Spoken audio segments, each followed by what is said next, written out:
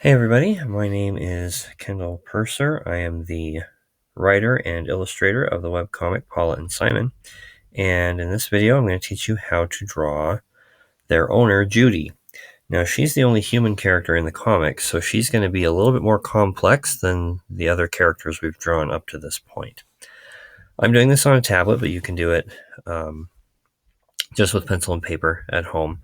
As you can see up here, I've marked pencil, pen, so that you know which color means what.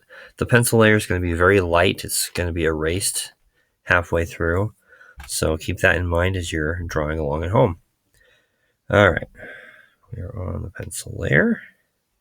So let's get started here. This character is kind of an extravagant chibi, if you know what a chibi style drawing is. So the proportions are very simple. There's not a whole lot of detail in like the fingers and the nose, but it still represents a person pretty well. So to start out with, we're going to draw a circle for the head and a rectangle for the body. Okay, so that's the basic size and shape of a chibi base drawing. So what we're going to do now is we're going to hop in here and make it a little bit more complex than what a chibi drawing would entail. So let's go with the head first. Let's get a little bit more complicated. All right, so we're going to start with the nose, which with a chibi is just a little tick like that. There's not a whole lot of detail there. We can do eyes like normal. And I always like my pupils a little bit bigger. There we go. For the mouth, I'm using the same kind of mouth that I'm using on the other comics, just kind of like that, or the other characters rather. And then the hair is where things really start to get crazy. So her hair is really spiky. So you have to kind of just imagine a hairline right up here, and then her hair's coming down like that. So she's kind of got some spiky bangs there. And then I'll usually, this last one, spike down like that, and then her ear actually goes right in here. And then it goes out the back. Okay, same thing on the other side. We'll do kind of a big spike down, put it in the ear, and then the rest is spiky back behind this way. Shrink it down here. So just kind of a zigzaggy stroke. Again, these are our pencil lines, so I'm not being real precise on these. I know they're going to be erased here in a little bit. And then she also has kind of a messy ponytail on top. So we just put like the ponytail holder right there. And just a little bun looking thing like that. If you want to, you can add a couple little spikes on that as well. All right, so that's her face. Now, moving down to her body, she has a skirt and boots because that's what my daughter wore for a long time. So we've got the waistline right here. We're just going to go out, add a skirt in like that. We're going to put some frills in kind of like that. And then for her feet, we'll go ahead and draw in the boots. Didn't like that one very much. There we go, that's better. And then just for some detail on the boots, I put like a buckle strap on the front, and then we connect her legs. Okay. Now we just have her shirt and her arms. For her shirt, I just did a very simple V-neck like that. Depending on how close I am, sometimes I'll add a full collar on there. And then for her sleeves, I did 3/4 sleeves, which means it comes down and out, but not quite to her hands. Her hands are still out like that. Although the hand I prefer, out, show a thumb, and then have kind of a mitten hand like that. It's the hand I like to use. And then we can do the same thing on this side. Out, thumb, mitten hand, back in. Hopefully those are about the same size. That's always the hardest part for me, getting the hands roughly the same size. Looks like it's just a little bit small.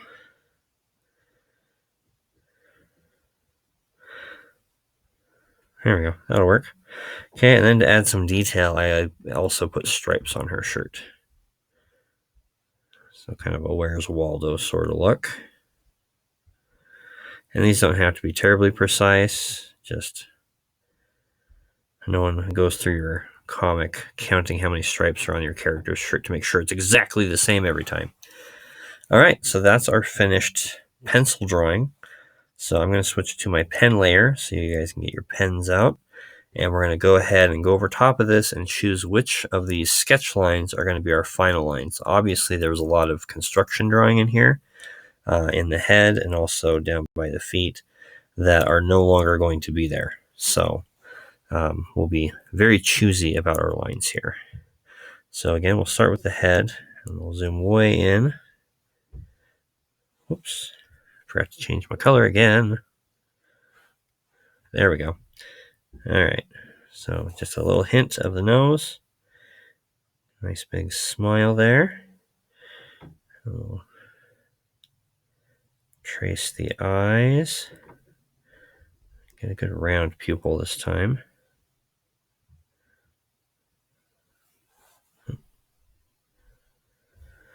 Okay. So now with the hair, this is where we have to start making choices. Let's go ahead and put the ears in because that'll help define the side of the head.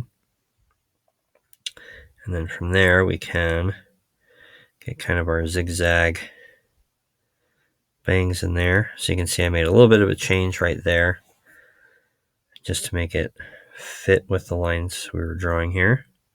Let's go up and do the bun real quick because that's pretty simple.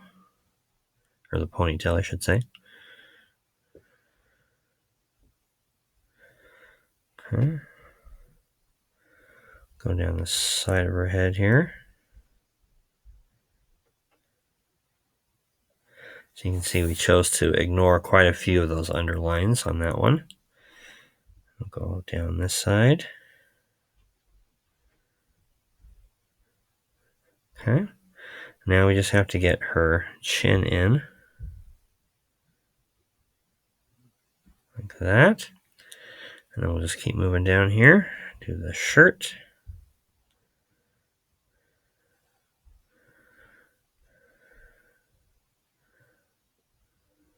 Oops, that wasn't a very good line.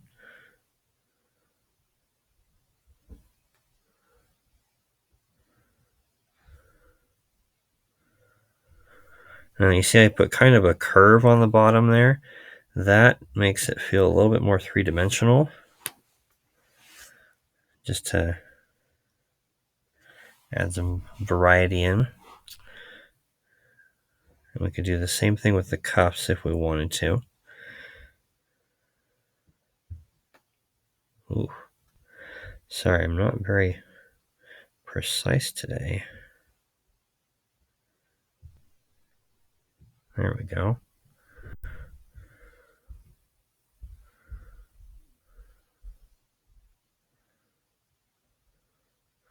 Those about the same size. Yeah, they're all right. Okay, get our lines on the shirt here.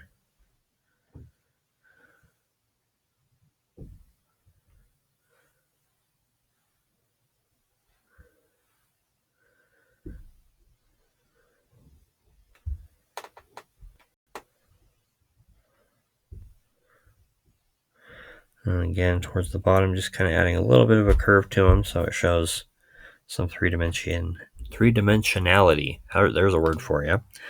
Okay, onto the skirt.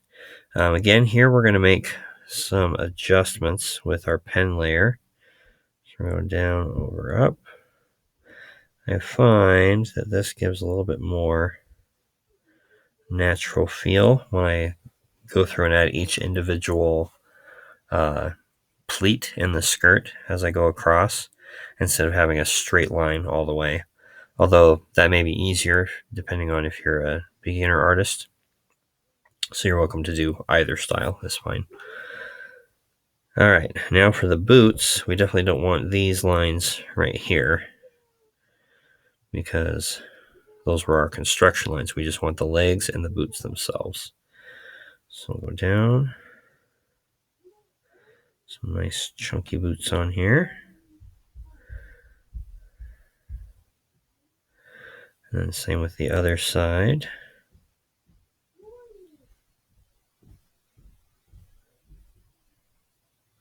There we go. All right, let's zoom back out here. There we are, that's not too bad. So now we can go through and erase all our pencil lines. If you need to pause the video here, that's fine, because all I have to do is hide the pencil layer and all the pencil lines are gone. So go ahead and pause if you need to and get the pencil drawing erased, and then we will move on to shading. Okay, we're going to start the shading now. So for the shade layer, I added a new layer because on the computer this keeps my original line drawing intact, but I can add my colors underneath. For you at home, if you're using colored pencils or watercolor, crayons, whatever you have, by using pen to draw the lines, you get a nice dark line drawing that you can then color over top of, and those lines should still show through. All right, let's hop in here. Now she's got a lot of gray tones on her. I hope I have enough on this computer. Let me look. 1, 2. Okay, I guess it's still just the 2 shades, so we should be all right.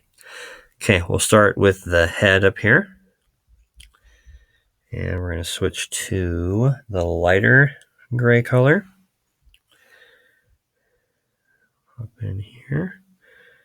Let's see, that's a little bit small. Let's go ahead and do all the little points in her hair while we got the small brush.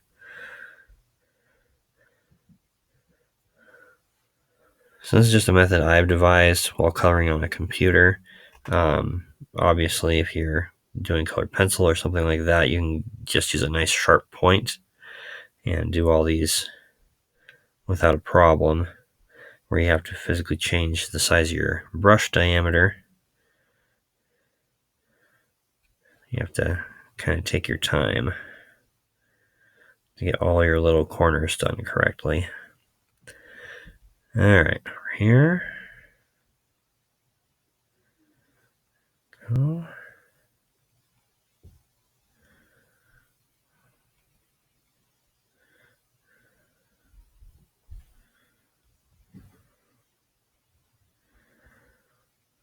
Okay, I think we got all the corners there.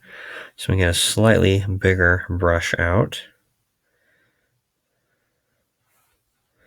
There we go.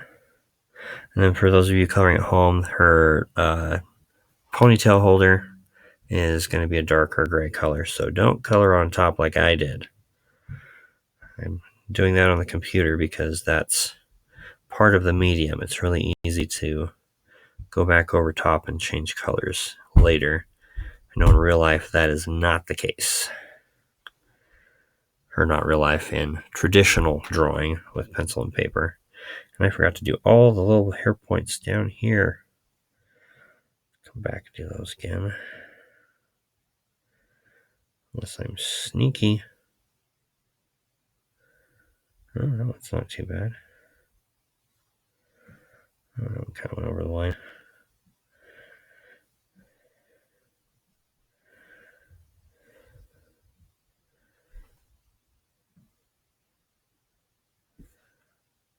It's okay if you don't stay perfectly on the lines, but it is good to keep it awfully close.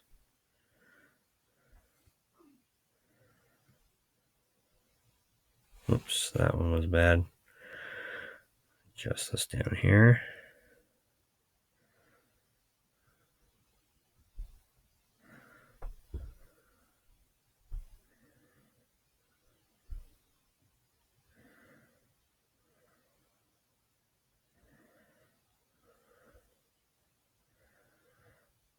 Keep going with the hair all the way down.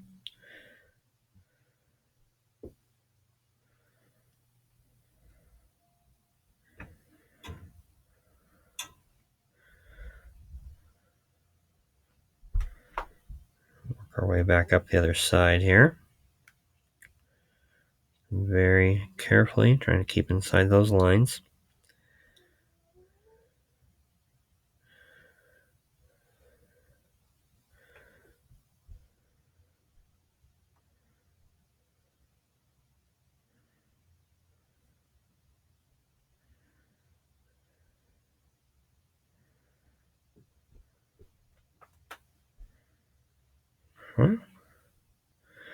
That looks pretty good. Now as we move down here, let's see, her collar is also this lighter gray color.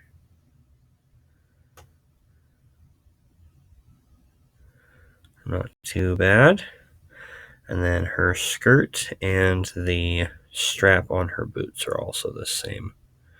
So all of this and these.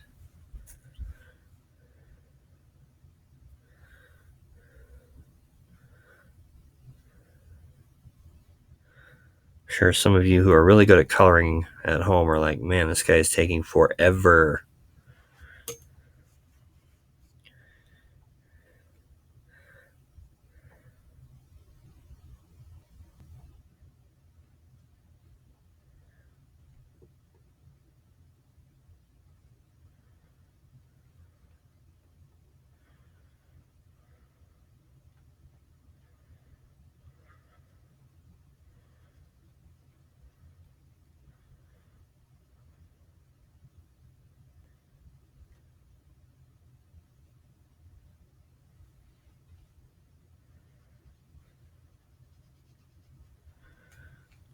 All right, just about done with the skirt here.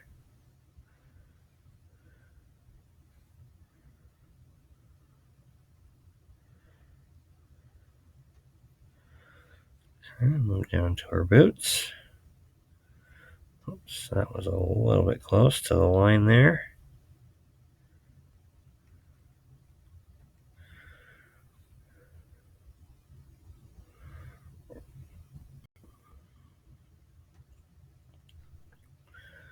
Okay, so now I'm going to switch to my darker gray color. And we're going to go back through and do all the darker areas. So starting with the boots. And then we'll go up to her shirt and her ponytail holder. And I think that is it. We'll be done.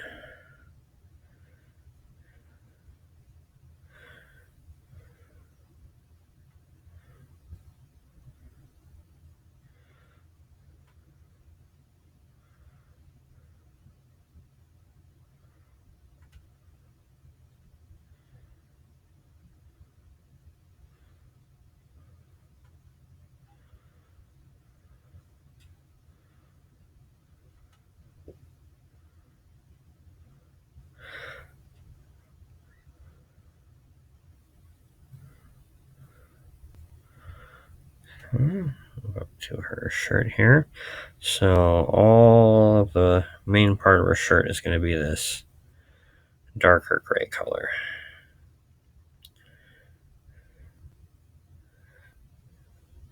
Had quite a few people tell me after I show them how to do this that they feel like a kid again, just doing a coloring book and trying to stay inside the lines. That's really what it is, except we're drawing the picture instead of coloring in whatever pictures came in our coloring book. So that makes it a little bit more exciting because you get to decide what you're coloring. And I chose this grayscale color scheme because my intent was to eventually get this published in a newspaper, but the syndicate I sent it to said nope, so I just started publishing it online instead.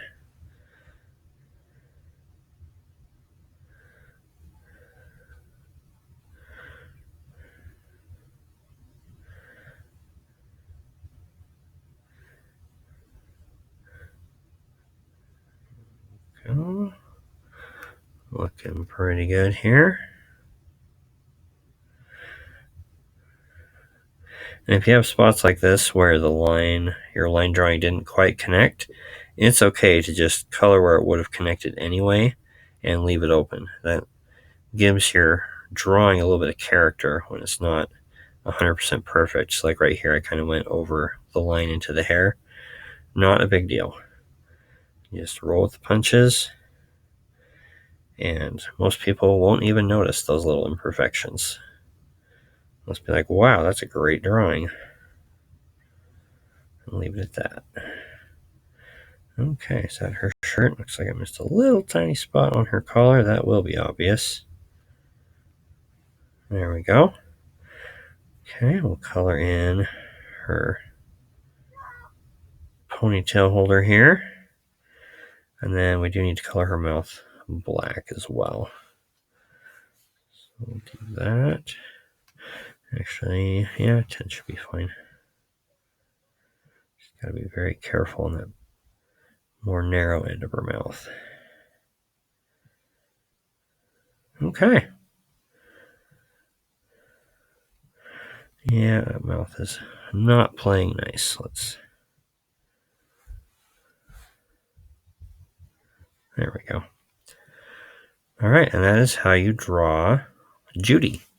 She owns Paula Simon, and she's only appeared in, I think, 3 strips so far, but I've got plans for her coming forward. So I think that'll do it for this video. Hopefully you guys enjoyed drawing along with me today. And going forward, I'm probably going to do a couple more videos on backgrounds, how to put your own comic strip together. I think people would enjoy that, especially where a lot of us are stuck at home right now. Having some way to put some energy out creatively, I think, is a positive thing. So we'll catch you guys next time, and until then, go draw something.